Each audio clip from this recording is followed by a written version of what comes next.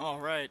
Hello, ODN friends. We are here for a little bit of training to see what I can do. I apologize for any technical difficulties. I think everybody can hear me. I hope everybody can hear me. It seems like everything's working, but I don't know if it actually is. We'll find out. So there's three things that I really want to go over today that I see that are I think the most common problems that we have when fighting, and some of these little tips and tricks can really improve our fighting capabilities, and not only as a whole, but like on the individual level as well. So the first one I want to go over is drop placement. Then we're going to get into the basics of base auto attack and kind of how it works, and then go into a little bit more in depth interview, like a view of some of the mechanics of base auto attacks. I'm going to finish up with army groups. So for drop placement, and kind of what we're looking at is I'll see people coming to jump into the fight using an airlift, and they can't build their base. So they're kind of in a tough situation where they're getting attacked by enemy units, and their truck is desperately trying to drive around and figure out where to go just to make a base. So I want to go over a little bit of like how your base works. And so your base actually sits on a 7 grid system. The Liberty Bomber is a great way to look at how your base sits. And so all of those grids are going to be your base. Now, how does that help you when you jump, right? So when you jump, before you airlift, click the relocate button. And from there, when you click build base, you'll be able to see where you can jump or where you can measure it out. So that's kind of what we're doing. So we're looking, I want to get next to over here, right? I want to be as close to somebody as possible. And I want to jump here, right? But I don't want my truck to move. I want it to land precisely and then click build. So you try to center your screen, get where your base is measured at, where everything's green, click your airlift, and usually it centers right to where you want to be. Of course, now that I'm doing this, it doesn't, right? So I know that I'm a little bit below this, I'm measured up, I know I can fit there, I should be able to airlift straight in.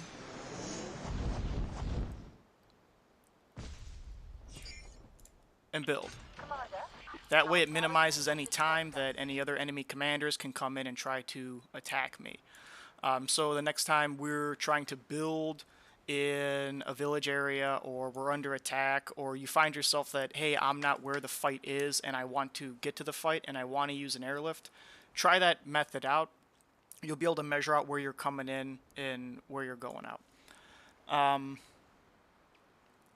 When you're jumping in, terrain is also like a big problem, or can be a very helping factor in if you're defending or attacking. Other things that may stop your base are these different things on the map, right? So we have bunkers, we have different Raven units, you have resource collection. And one thing that is interesting is that if a base resource is collecting at a certain point, it gives a different value.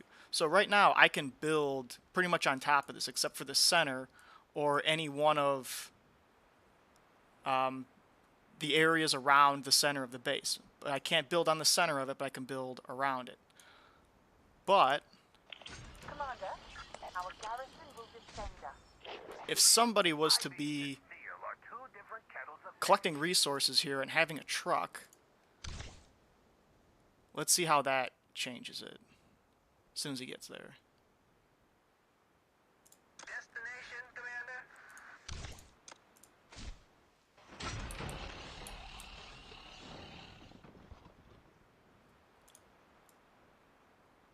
So actually it gives a much greater deny ability to where I can build.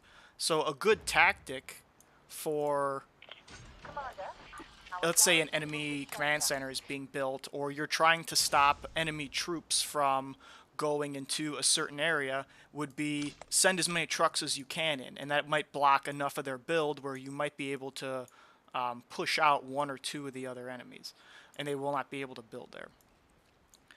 So that's all I really wanted to go over for drop training for today.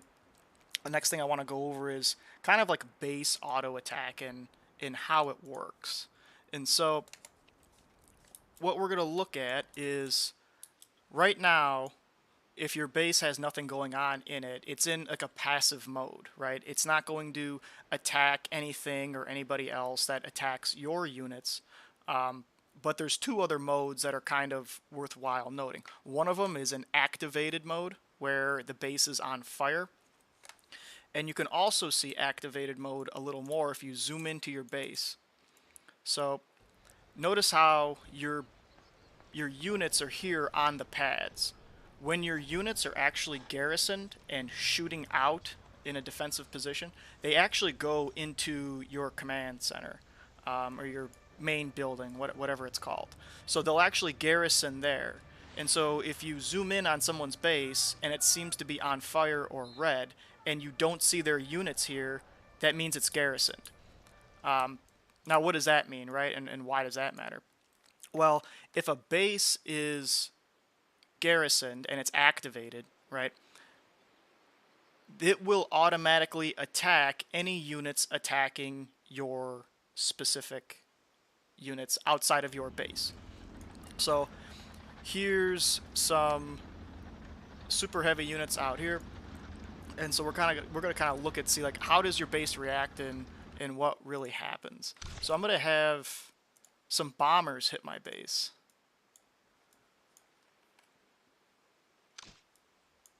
And so this is kind of like a thing that makes a lot of sense to us. What we want to do is try to do as much damage as possible, right? And we see our friends attacking a base, and we want them to, you know, we want to send bombers there and to try to help. But what's actually happening is like the bombers aren't helping as much as possible. And so what's actually happening is you're activating their base, and a smart player will know how to use their activated base to go against other people. So the bomber comes in, right? The base is now activated. If we zoom in, none of my units are here. Now, notice that his super heavy is not attacking me. But if I make his unit attack me, see this red line? That means that the base is going to auto attack. There it goes. The base is auto attacking his super heavy unit. Now, he didn't have to actually attack my base for this to happen. So as long as a bomber is hitting your base, this situation can happen. Let me go ahead and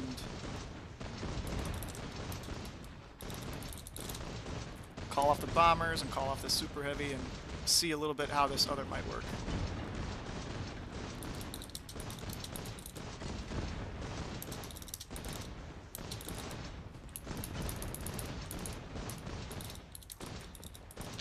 Commander, our garrison will defend us.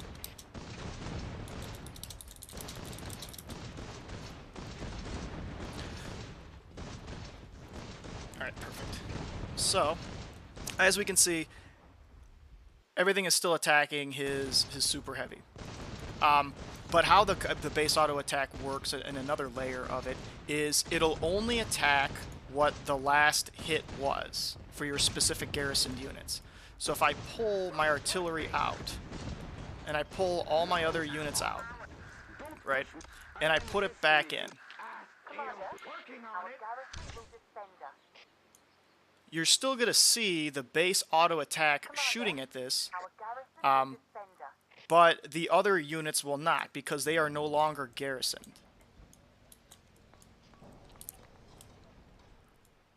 So my unit, so of course the game is kind of messing up a little bit right now, but the units aren't actually garrisoned. They're not actually attacking him anymore because I pulled them out of their base. and they're not attacking because he did not attack them while they were garrisoned.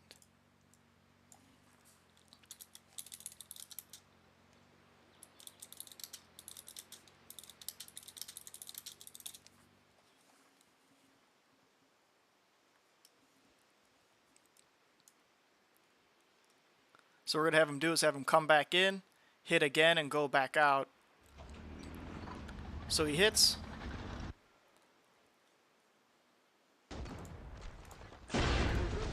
All the units are shooting.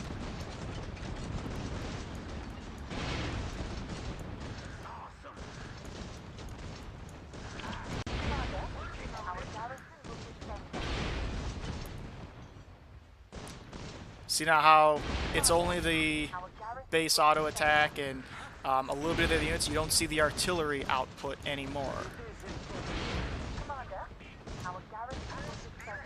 And as I take more and more units out, nothing's really left but the base auto attack. So those are just the towers shooting at this point. So that's a little another way of like how your base auto attack works. So if you are in a situation where those bombers are hitting you, and you're using a tank out there, right, to do what you can to try to like fight, know that when you take it, see how this doesn't matter? Because the attack on my base did not hit while all those units were garrisoned, and then from there, my base did not re-engage his base. Now, if he attacked again and then backed off again, everything would auto go back into full attack mode. So, knowing how this base auto attack works seems really easy, and it is, but there are a few layers of complexity to it. So when you're conducting an attack or you're using it on defense, it pays to know all the little intricacies of how the base auto attack works, how the garrisons work, how this AA gun actually gives all of your units +3 grids, +2 grids, +1 grid of range depending on what your specific level is. But knowing all these details will help you be a better fighter and a better defender. Now, why we're talking about base auto attack and army groups is because I've seen a lot of times that what'll happen is players will come in, activate the base auto attack, and their entire rallies kind of get destroyed. So knowing how the base auto attack works, and then knowing a little bit how rallies work is what is going to be our next topic of discussion.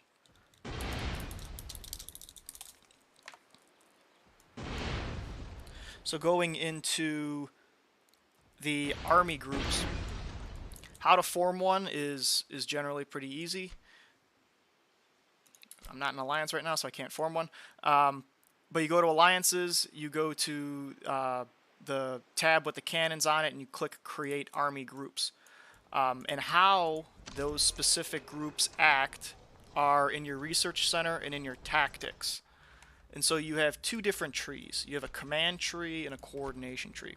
The command tree is specifically for if you are leading the command group, the army group rather. So which ones are important? Which ones should I care about? Which ones should I not care about? Even though the best way to farm these tactic groups is in bunkers, you know, killing bunkers with other alliance mates, the last thing you need is any of these ones that have anything to do with Raven, right? So Raven damage resist, what's this one? Damage dealt to Raven, Raven troops, all of these, anything that's got Raven on it, don't do it. This one, I have one here because that was the first one I ever did and I made a mistake.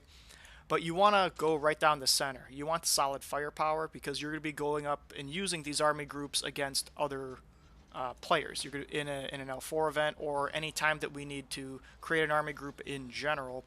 None of these Raven ones are going to help you, and these points could be used elsewhere. So at the very bottom should be the goal that you want to get to if you specifically want to command an army group. So this is troop capacity 2, and this field army is another troop capacity 2. So when you first make your army group, you're going to have a base unit count of 11. But as you go through the command tree and you get an additional troop capacity of 2 and another additional troop capacity of 2, you can have 15 total troops in one army group. So to be a group commander, you want the total max cap. That's going to be the doesn't matter what the rest of these might say. You know, you might have an extra 5 damage resist. None of these buffs matter. Having 4 more troops in your army group, almost increasing it by 40 to 50% total capacity, is way better than an extra 5 attack damage for your 11 troops. So if you're leading an army group, you want to get to this 2, you want to get to this other 2, and you want that full 15 units. From there, there's another 2 routes you can go. You can go down to the mixed army or the main one. So if you go down the uniform group, rather, it's all troops of one type. And so I know we kind of get mixed up when you hear the word artillery, right? Does an AT gun count as artillery? Does a rocket truck count as artillery? So artillery is just howitzers. And these buffs, to my understanding, do not apply to a rocket truck. They do not apply to an anti-tank gun. They only apply to a specific unit type, such as howitzers, a heavy tank, a medium tank, a light tank, whatever. So in a larger scale situation that you want to attack a bigger group of people, and they're online and they are fighting back like a whole another alliance or a section of alliance, you kind of want to split up into uniform army groups. You want to have one heavy, not one heavy, but one super heavy group, and the main purpose of that super heavy group is to tank the main damage coming out of any of those bases. So your super heavy group commander should be the one calling the shots, right? We're going to attack this base, we're going to attack this base, then this one, because they're going to be the one setting up for defense. When you are attacking a specific base, and as for your commander of your super heavy group, when you're attacking an online player, what a lot of people will do is wait till you attack. They'll pop out their guys. As they pop their different artilleries out, they have a cooldown timer, right? So as your base is attacked and your artilleries are shooting out at the base, what you're doing is you're basically targeting different groups by popping them out and then popping them back in. So you pop it out, they shoot immediately at whatever target you want, and you pop it back in. To stop that, what the super heavy group should be doing is using all of their tanks to stonewall the base player out of being able to pop those groups in and out. So now, if I have all super heavy tanks, like you just imagine these are super heavy tanks, and they are now attacking me, I can't use those groups to shoot out, right? I have to come over here to jump out to shoot any artillery coming at me. So as a super heavy group commander, you should be looking to surround the base you're attacking completely if it's an online player, and try to stop them from being able to shoot their artillery out at the artillery group that's going to be right behind you. So that leads me to the next group that you're going to have is you're going to have your uniform group of artillery. And they're slow, and there's not a lot they can really do, but they're your bread and butter for melting bases and taking out a lot of like enemy troops that are trying to attack your blob. So as a artillery commander, the best thing you can do is stay behind as close as you can to the super heavy commander and that specific group going in, and wait until that group, that super heavy group, is attacking the base, and then click on. If you are the artillery commander, then you're going to notice you're going to have troops of all different kinds of levels, right? Now, this matters the most in the artillery side, is that you'll have some guys that are, 1,000 power level, 2,000 power level, 8,000 power level. So you want to baby in guard your heaviest artillery the most that you possibly can. So if you are all in the semicircle, right, and you're blowing up a base, and you see that the base is now attacking your best artillery, you should be micromanaging that group to try to get them out of that line of fire. So don't just let them die. Try to get that guy out of the range of fire, and then maybe this auto target will go back to one of the super heavies. You know, that might not always work, that might not always happen, but the chance of it happening is better than just letting your artillery die. If you're going to line up behind a super heavy, don't just grab your whole group, point click, and then click attack, right? You want to try to have everything lined up so it's already going to hit it as soon as possible. The higher level bases that we're going to need groups to go up against will shred the super heavy line pretty quickly. From there, if you're in position and you can get a whole nother round of shots off and a whole nother round of officer skills off, that's the best possible outcome. So when your super heavy is semicircling the base and trying to block him out, try to position your artillery in a way that you know you're going to hit the base. So you can see your ranges, you can kind of see what's going to hit the different bases. You can see that that's a 4-kilometer distance. This isn't going to hit, but this will not hit, but this will, right? So try to figure out where your best positioning is to take down a specific base. The last group that I want to talk about is a group of fast movers that we call them, but what that really means is tanks that can move quickly. And it doesn't necessarily have to be all lights. It doesn't necessarily have to be all mediums or all tank hunters. So you're looking for a combination. So that's where this mixed army kind of comes into a good effect, is if you have the mixed army all put together, all these buffs are going to go to your army that has a bunch of different stuff in it, as opposed to your unified army group. So what are the fast movers? Why do they matter? And why should I care? So the fast movers have probably 2 or 3 objectives actually. So it's consisted of light tanks, medium tanks, and tank hunters. So when you're attacking with an army group, your artillery group is going to be the biggest target, right? Bombers will come in, you'll have enemy light tanks or enemy mediums trying to take out the artillery, because if they take out the artillery, they basically stop the assault. So your main job as a fast mover commander and group is to keep the artillery safe, right? So you want to fight any other tanks coming in trying to kill the artillery. You want to be able to chase off any of these other bases that might be trying to pop their artillery out and get some free shots, right? So you want to protect the artillery first. You want to keep any other people inside their base. They're not going to send if there's a marauding group of, 5 light tanks and 6 mediums trolling around, I'm not going to stick my artillery out to try and get some hits, because you'll just come blow it up. So you have to be very careful to baby and protect the artillery group as much as humanly possible, and then hunt down any other groups of tanks and things that are happening or what's going on. So that's the kind of basic overview of groups. I'll probably put something together and go a little bit more in depth into army groups and talk a little bit more about their tactics. The last thing I'd like to talk about that is not necessary, but it can be used, and it's good to have a little bit of exposure to it. We saw it a lot in San Francisco. So in San Francisco, there was a group that used bombers very efficiently. And so what we learned is they had a channel set up just for their bombers.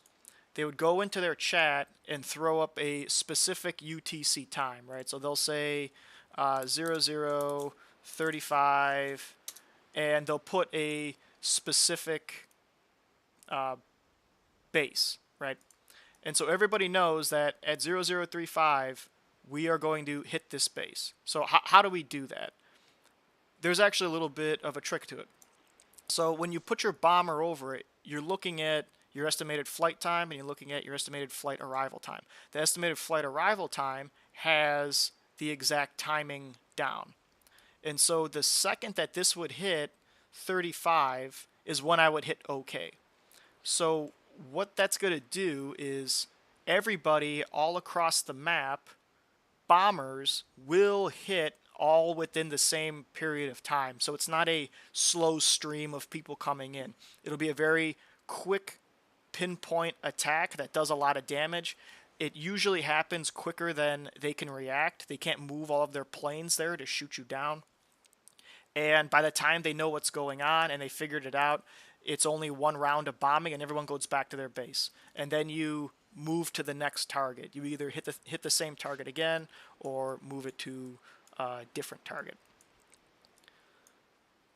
So those are all the things that I wanted to go over today. So drop placement, base auto attack, a little bit on army groups and tactical points and how a little bit of that works. Now that I'm thinking about it, I went over the command, but I didn't really go over the other side of it. So your coordination. So coordination is specifically when your groups are in an army group. And this is good when you don't have time to command an army group. You just want to send your people out while, you're doing whatever things happen in life. But it's the same principles with this. There's no big ones that really help. There's some extra firepower bonuses. Officer skill damage bonus is really good. Some damage resist on the lower tiers, and in the first ones you can get are firepower bonuses by faction. So whatever one that you specifically use, I only really use Liberty very often, so that's why I just did it in the Liberty. I like to command an army group myself, so I kind of put most of my points into command over coordination. But if you don't want to command a group and you want to send your troops out in those groups and then use your light tank or do something else during a battle, if that's more of like what you find enjoyment out of, then absolutely go for it and stack a lot of your stuff into coordination. The last thing I want to go over with this is 42 and 18, you only have 60 points to put it into. So you have to choose pretty carefully what you want. But luckily, there's a button here somewhere. Here it is. So this little arrow button here you can click, and for 2,000 gold you can reset all of your tactical army points. So just because you've put them into something for now doesn't mean it's permanent. You can always move them around and have them go someplace else. But 60 is the max. You're maxed out at 60. If you don't like your current group or how you built your thing out, you can always redo it. Kind of think of what you want to do. Do I want to be a group commander, or do I want to kind of put my troops in groups and then do my own thing? So that's all I have for today.